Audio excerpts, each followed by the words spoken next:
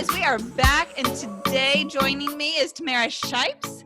We met a few years ago while we were stationed in Warner Robins, Georgia, and she was the choir director among many other labels and titles. As we know how a church works, you get lots of different activities to do. But our children, number one, the children fell in love with her because she has an incredible voice, an incredible heart. She loves the arts, and she let our children really be heard. And come to find out, they're little performers in their own little right. You know, Emma Catherine more so with music, Junior just as a actor. maybe not so musically talented yet. We'll work on that. And that's what we want to talk about today. So I'm going to let you introduce yourself. Thank you so much for being on this call. I feel like music is seriously the universal language, and I cannot wait to hear what little tips and tricks you have to share with us today. Sure. Well, thanks, Amber, for having me. This is so much fun. I know we've had to put it off a couple of times, but I'm glad we're actually back face to face seeing each other. But yeah, like Amber said, we met in church probably 7 or 8 years ago, and I was the director of music for about 6 years, and I was leading the choir, handbells. I started up a children's chime program, an organist of the month program. So one of our kids, we loved that one. Yeah, it was cute. Our fabulous organist, Elisa Kaiser, she plays phenomenally, and the kids were always so intrigued on how the organ worked. So I said, let's start an organist of the month kind of club. So one child was selected each month to sit at the organ every Sunday, and they would help her pull the stops out, turn pages. They would do chiming of the hour. So that was, I thought that was really cool, and the kids were so excited to be up in front and just have a special little part of being at the church. I'm telling you, like Emma Catherine, I had taught Emma Catherine basics on piano, but that just enhanced her love for music so much more because she was getting to do something new, but it wasn't so scary because she was the helper. She wasn't the show stopper. So that was good. Exactly. And then because of that, Emma Catherine was able to, you and her played a duet one of your last Sundays there. So you all played, Delisa played the organ, and I think I played the bell. So it sparked a little extra interest for her there too. And then it brought you back to the piano. Yes. After much gnashing of teeth, everybody else did perfect except me because I love music, but I'll let somebody else do it and I'll just sing along and bebop. Though you would be proud of me, yesterday I sat down, pulled out the Methodist hymnal, and played a few hymns just real quick, played over them. I know I can still read music. It was a little bumpy. I'm glad nobody was in the house to hear my mistakes, but I did it because you energized me. I was inspired to work some more. And if you knew what tune you were playing, that's all that matters. What are you doing right now? How are you sharing your talents, your God-given talents for sure, with others? Well, right now I am the senior high choir director at ACE in Macon. No, it's not the hardware store. There's not a music program there. This is the Academy for Classical Education up in Macon. And the school's premise is going back to the basics of what education is supposed to be. We're not teaching for testing purposes. We're teaching so the children have an education, and they start with what school really was all about. And we go back to the classical way of teaching, French, Latin, your normal math, literature, high level of literature, the arts. And also, we have a great athletic department that pushes for the kids to be involved with the arts as well, which is amazing. I have, I have about half of my our senior high football team in my men's choir, which is awesome. There is something really magical about I mean, you're used to hearing a female choir normally, but the males, you know, I think come later in life, maybe when their voices might be just a little bit past their prime even, because you see a little bit more senior in choirs. So having younger voices and really working on that talent, how exciting. That's pretty special. It's awesome. Last year I had 8 boys and now I have 26, which, yeah, when I saw my roster, I went, oh my gosh, this is amazing. This is going to be so cool. So that's what I'm doing. I'm also the junior high piano teacher. So I'm lucky enough to have a piano lab. I have 17 pianos in my piano lab, and I teach 2 piano classes. And then I also just started a hand chime, not a program, but I incorporated hand chimes into my choir, since the CDC says we're only allowed to sing for 30 minutes at a time, with, you know, for air to circulate and everything. So I don't want these kids sitting there for another 20 minutes twiddling their thumbs and doing music theory. Let's continue with the music, trying to incorporate hand chimes, and they're loving it. Oh my oh my word, no wonder you're exhausted. That's okay. So where did you go to college for music? Did you do a lot throughout high school? What was your education leading up to this moment? So I started, like a lot of musicians, you start in church. When we switched churches, so I'm originally from New Jersey. So I was up in New Jersey, and we had a fabulous organist, and her husband was our choir director. And I just always loved to sing. My parents said they knew who I was from the moment I was born, because they could hear me from the nursery into the hospital room. So I've always had a very loud voice, loud cry, loud everything. So when I joined the children's church choir, our music director's wife said, okay, I need to give you voice lessons, because your voice is way too loud, way too strong to not have it. You're going to ruin it. But she told my mom, if you're going to do voice lessons, I also have to teach you piano. So at the age of 6 maybe, or 7, I started classically trained voice lessons as well as piano lessons. So it all started when I was 7. And then, you know, going through high school, I kept with the same teacher. I did a recital to benefit Habitat for Humanity. So I raised over $5,000 for our local Habitat for Humanity. I did another one. I think I did that for Habitat for Humanity as well. And then I went to college at Westminster Choir College in Princeton, New Jersey. It's a fabulous little school. At that time, it was maybe 500 students on campus. So, I mean, real small conservatory. They have a fabulous choir, but I was really involved with the handbell choir there. My roommate actually said, you need to come audition. We just need somebody to fill in. And I played handbells all through church, so I loved it, but I just never thought I was good enough to be in an auditioned handbell choir. But I toured with them for 4 years under the direction of Kathy Ebling Shaw. And so we toured nationwide doing handbells every single year. And I stayed with her for 4 years doing that. I'm still in contact with her now. And then after Westminster, I transferred down to Georgia and went to Valdosta State, where I finished my degree, and then did my master's in vocal performance. So you have been surrounded by music all of your life.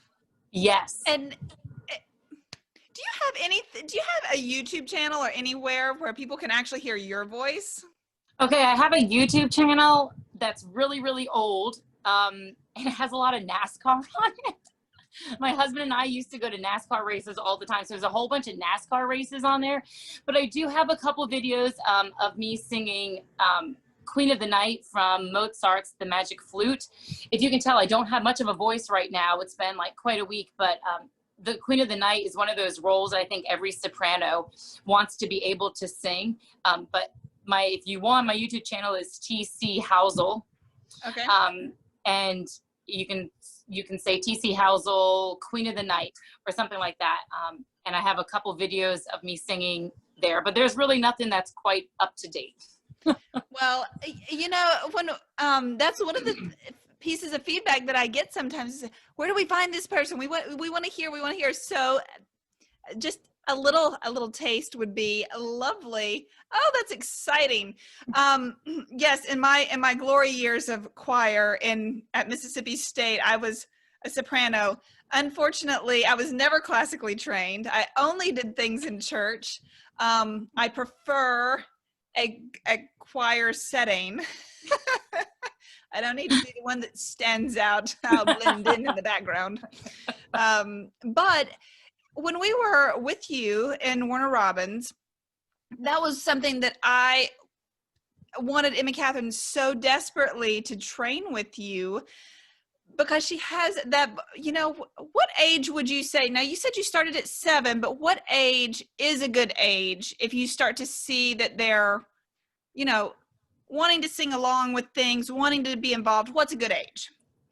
I typically say between 7 and 8. Now, obviously, I'm not going to do classical work with a 7 or 8-year-old, but there's a lot of nice art songs or even little Disney songs that you can still start working on techniques. So you don't have a kid, they want to sing along with Broadway stuff, but they're screaming at the top of their lungs and they're going to start ruining their voice.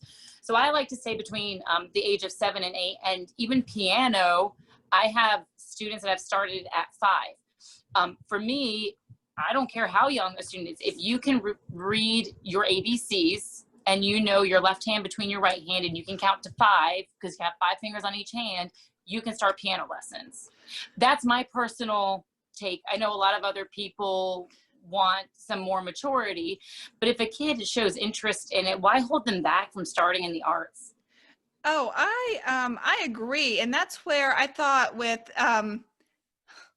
I'm so sad that we're not there anymore, because right when all of this started coming around and I thought Emma Catherine would really be interested and really take to it, we're in the middle of a move. I knew we were about to move, and you hate to get them started, but there again, I've done a lot of things like that, and I wish that I hadn't, because you've got to live life to its fullest in the moment. And if 2020 has not proven anything else, it's that you should take whatever happiness you have and just run with it. Right? Exactly. Do it. So I do wish that even if it had been 6 months, I wish that we'd pushed and made that happen. So I'm sorry. I'm only 3 hours from you now, though. Maybe we can work out like a weekend thing where there we go. we'll come hang out, do a little singing in the parking lot.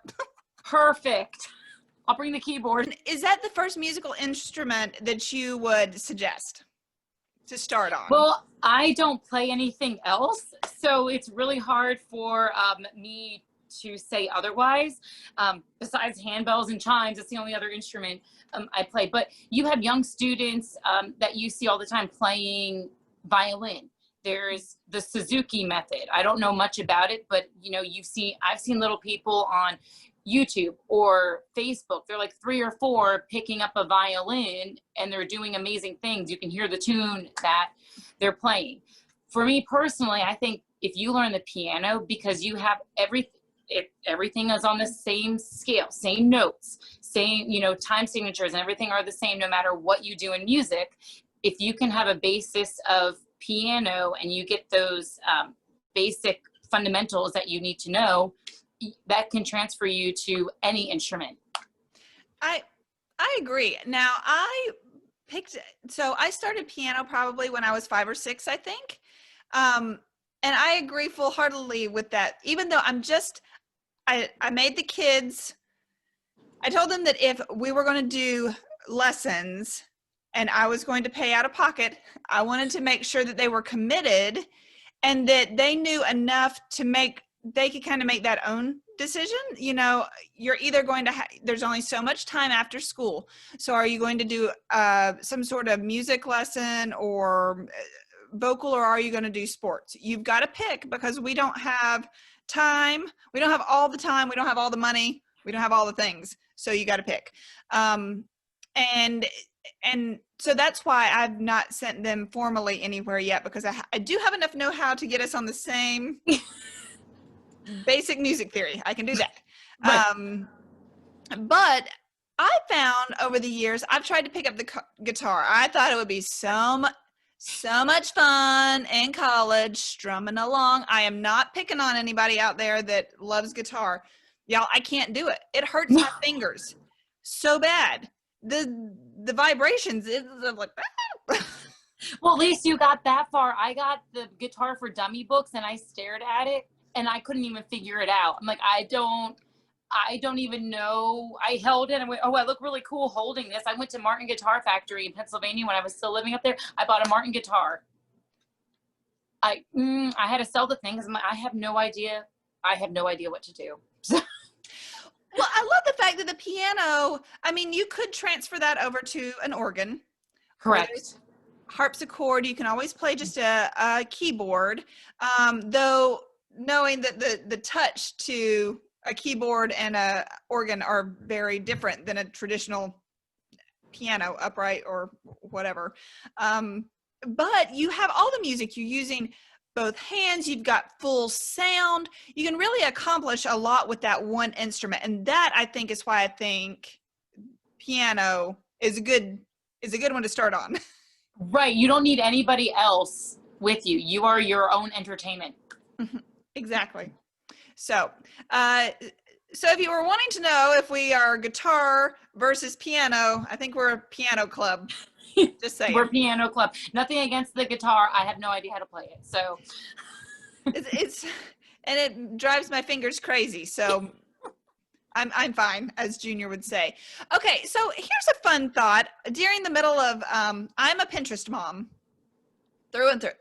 I try and find some fun new things that I've not thought of with implements that we have at home. So especially during 2020 COVID time, I bought drumsticks so we could beat out rhythms, because I was finding that even though the kids like to sit down and play it, literally play at the piano, not do what they're supposed to, I thought maybe we should start on rhythm. So have you ever gone that route to work on rhythm?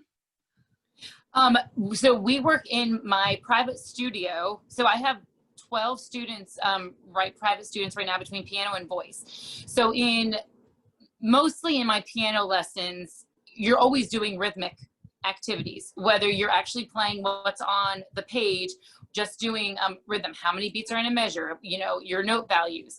But I've been implementing a lot of rhythmic dictation now, even in my classroom, because I've noticed that since we've lost like 6 months really of working all together, some of our rhythms are not correct. So I took what I learned in college and I said, okay, let's implement this into the classroom. So every day we've been doing a rhythmic dictation, 4 measures. I clap a rhythm out and they have to write it down. And I've noticed in just the past 3 weeks that we've been doing it, they're becoming better musicians with just checking the rhythms of the music that we're reading. And same thing in my lessons. I have flashcards that they have to clap at me. And it's nothing difficult, but just being able to look at that and knowing that it doesn't have an actual pitch with it, but just a rhythm, it kind of focuses both sides of your brain and gets ready for your lessons. Well, I had a piano teacher. She was very mature in her years. And she'd get out the ruler sometimes and start whacking on your hands. I mean, I'm talking old school, and I loved her dearly. But we'd always clap the rhythm, or, sometimes I just found, even in my head, she would say, okay, take a minute. When I was little, I had no idea. Why would she tell me to take a minute?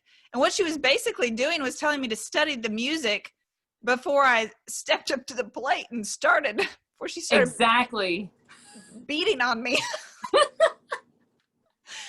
But that was something that I never really thought about working on before. So that's why I was asking, is rhythm very helpful? So at the very, very beginning, could you just clap out something and have your child repeat it to you, or have them clap something out? And, you're always, I have people ask me a lot, what do you do with your kids to keep them excited and learning about music? So that's kind of what I came up with. Well, and I love that, because it's almost like a game too. And my daughter, she's only 3, but doing a clapping game, which I probably shouldn't say, I mean, we play little clapping games, but not going, okay, repeat after me. But maybe I need to start doing that. But that's an easy, fun game, you know? Do a whole note, 1, 2, 3, 4, and then you do it. And it's almost like Simon Says. Well, and you know what? It's so funny. I put the mommy guilt on myself a lot, especially when they were little, because things that I did every day, flowers, gardening, some music to an extent, but I thought, oh my gosh, I haven't taught them anything. And the beauty of children is that they pick up on everything you do. So whether you've taught it to her or not, she probably already knows way more than what you think you've taught her, right? Well, when we were doing Zoom lessons out of my house because of COVID, Clara would be, she'd be quiet and she'd be in the other room. And then there would be sometimes that she would come in and she would start singing a scale with one of my students. And I'm going, this kid, I mean, it's amazing how much they pick up. And I'm not saying, Clara, listen to this and try it. No, she's just listening. Mm-hmm. And kids just have innate love for music without even being taught about it. Right. Agreed. So I think that's fantastic, actually, that they're such little sponges, which is why we both think you shouldn't hold children back. If they're excited about music, introduce the next step, whatever that is. If you don't know what that is, call your local professional. I don't know. Oh, and that's something, I'm glad that you brought that up, because I have a lot of, you go on Facebook and everything and you see people advertising for music lessons. Please if you want your child or even yourself to do music lessons, please do your research and make sure it's someone that actually has a degree in music, because there's so many people out there that are claiming that they have a background in music, but they're Jim Bob from whatever they don't do anything. They sang in the church choir, and nothing against anybody that's just singing in the church choir. But if you're paying good money for your child or yourself to have music lessons, get someone that has that music degree behind them. You don't want them to be taught wrong. You don't want them to hurt themselves in any way. So I'm just going to put that claimer out there. Do your research. Make sure the person that you're talking to has a degree in music. It's very important. You can pick up some really bad habits at an early age, and then it's like you can't shake them. And speaking of the guitar strumming, I've heard a lot of people through the years say, why are you holding like this, or you're not doing this technique correctly? This is like basic stuff. And they're like, oh, well, so-and-so from church or, a friend of the family or whatever just showed me how to do it.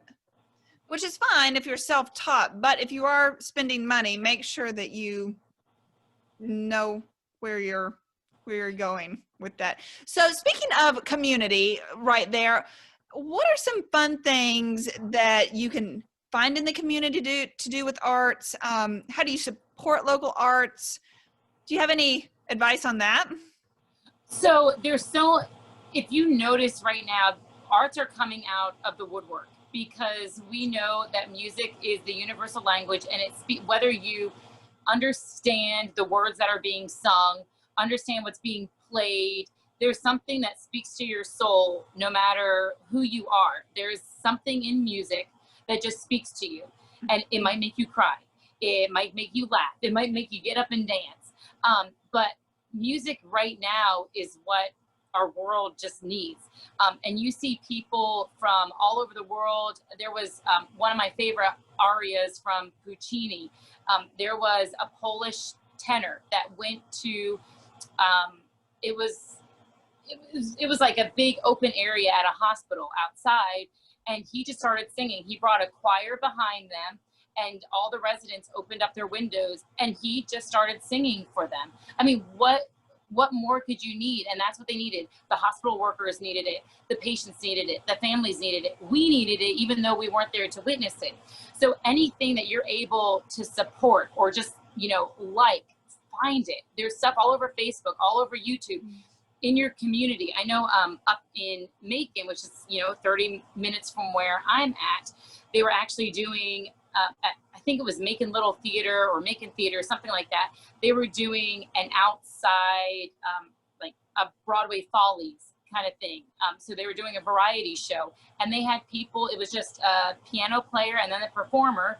They'd be out on the fire escape, and everybody was socially distant in the parking lot, and they were able to still witness live arts being performed. So anything like that, just go and support your local artists. There's people tomorrow in Perry, we have an art show going on, and I'm certain that there's going to be some kind of musician performing there. So just going, and even if no monetary amount is being asked, still just go and support and, you know, say, hey, you're doing a great job. For me personally, I hold my recitals at a local nursing home, assisted living home, but because of the pandemic, we weren't able to do that in May.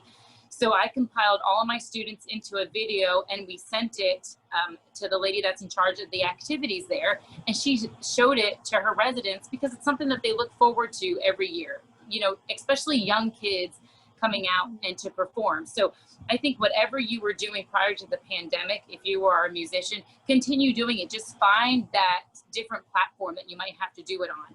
Yesterday, my choirs at school, we couldn't do a live performance.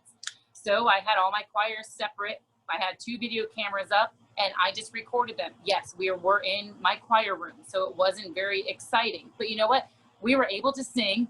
We're going to be able to show that we are still performing, and we are still going to perform after the pandemic's over. But we're still going to bring live music. Well, I can't say live music. We're still going to bring music to you. Okay, so are you posting that somewhere publicly? Yes, I'll post it on my personal Facebook page, and I also posted on my ACE Senior High Choir Facebook page. All right, so I'm gonna find those, and I'm gonna link that in our notes, because I think that would be fun to listen to as well.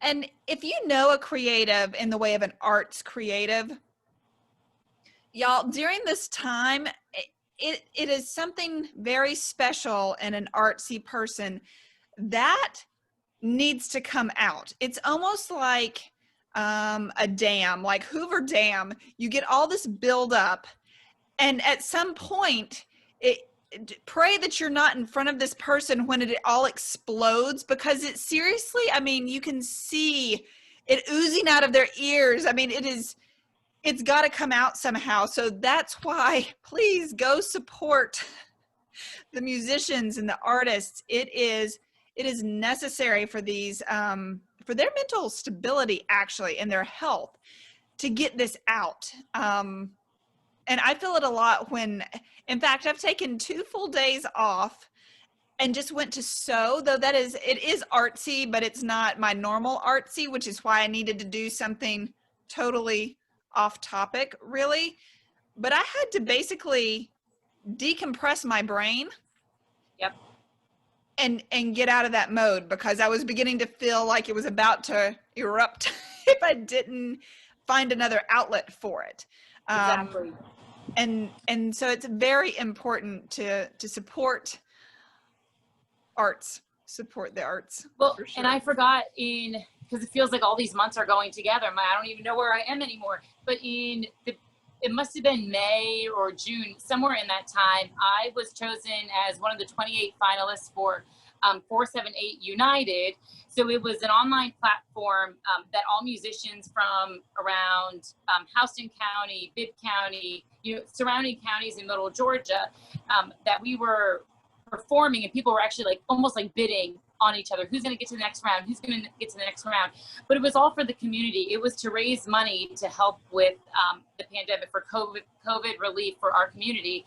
And they raised through all of the performances, the videos, people donating. I think it was something like upwards of $28,000 that us 28 performers were able to help our community give back to our community. So just that simple online platform.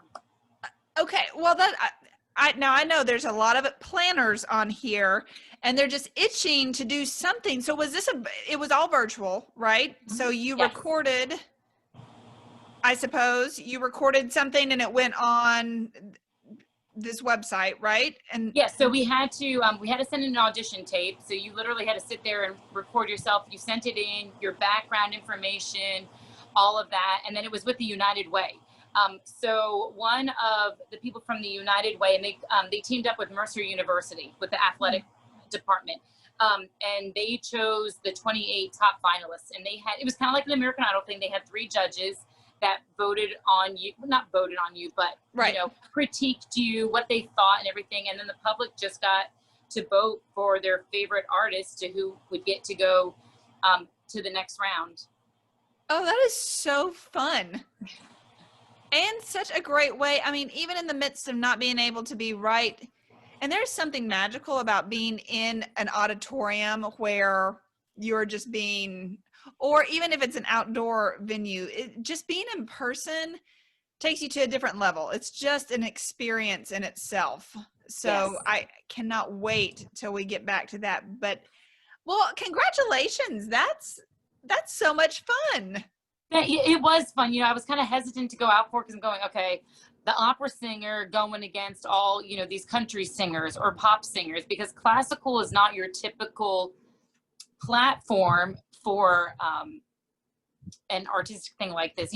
Most people look for the pop song or country. So I felt very blessed that I was chosen as one of the top people to get in from all the entries in there. Classical is making such, well, I won't say a comeback per se, but you hear it so much more on commercials and movies and dramas. You hear it, and okay, what do you listen to in your car for music? It all depends. So if I'm in the opera mood, it'll be Renee Flemming. She's my absolute favorite opera singer of all time. And she's drop dead gorgeous and just has a beautiful voice, just very pure. And she's kind of crossed over a little bit to the classical Broadway, like Rodgers and Hammerstein kind of stuff. That's the kind of voice that she has, but opera all the way.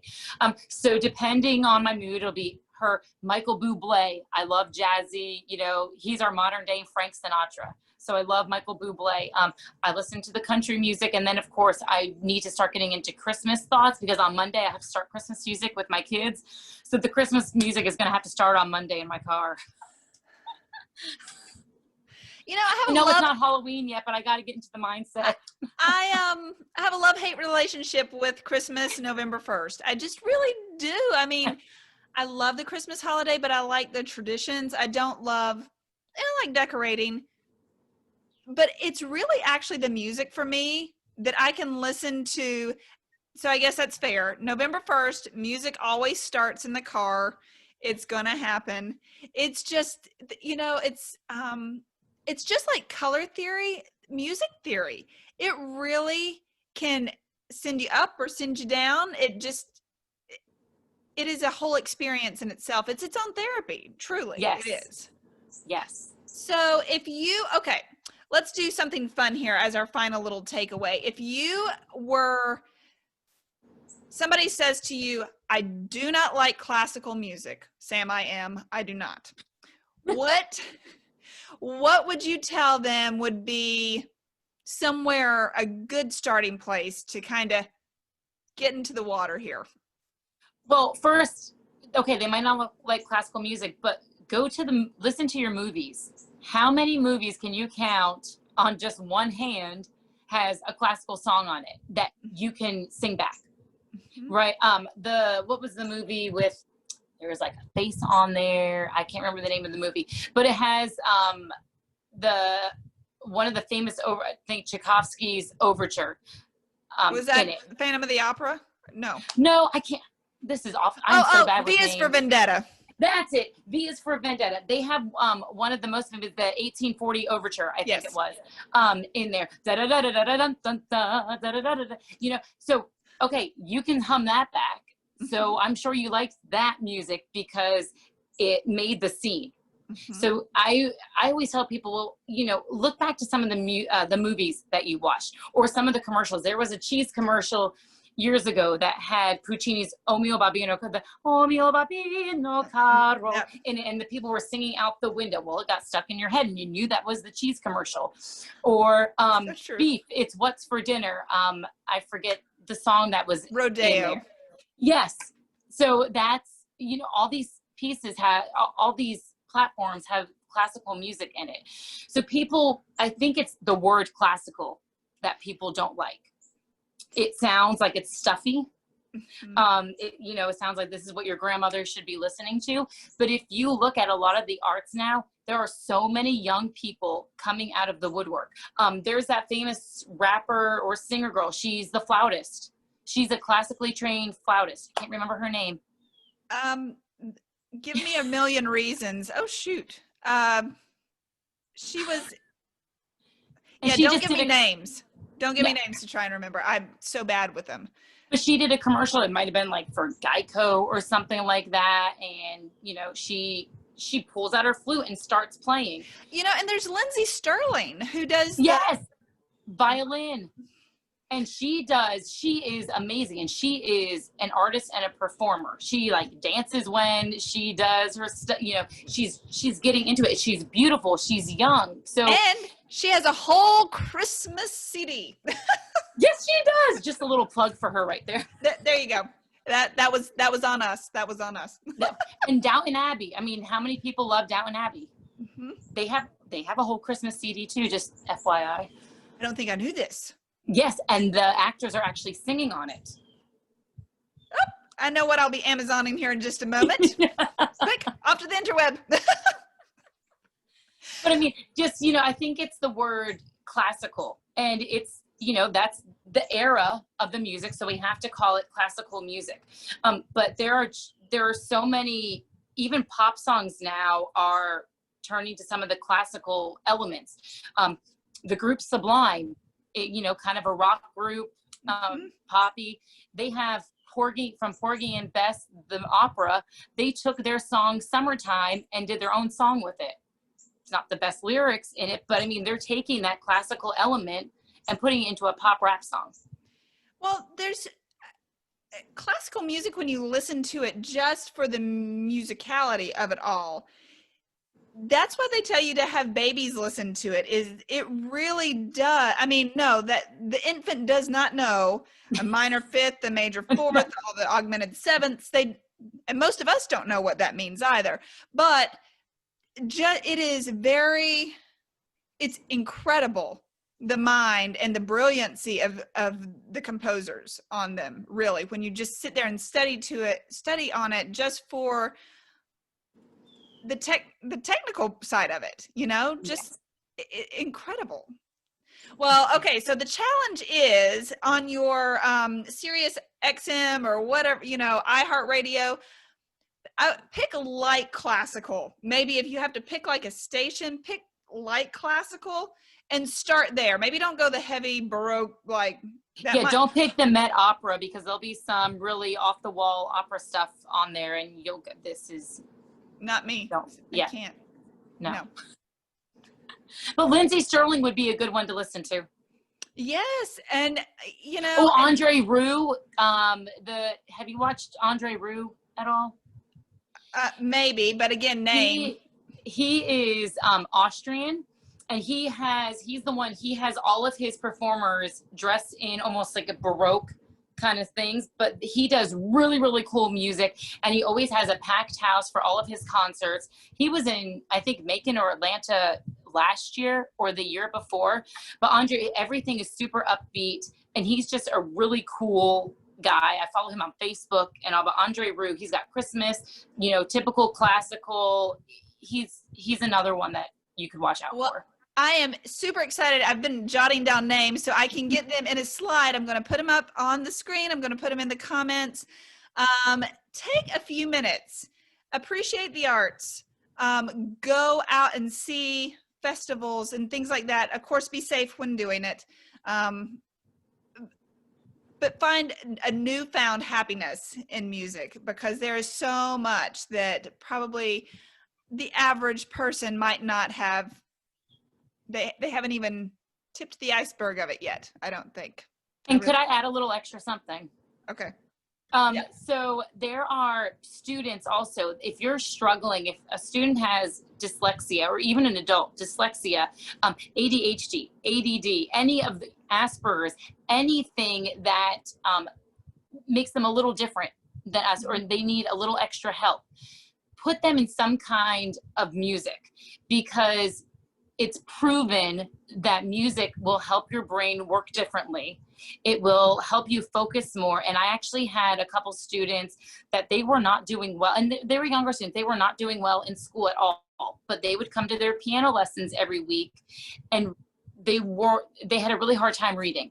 But when you were in a musical setting, we would not only work on reading your notes, remembering your finger numbers, your note names and everything, but they were able to read the directions on there too. And just remembering my left hand, my right hand, it was making a world of difference with them in school.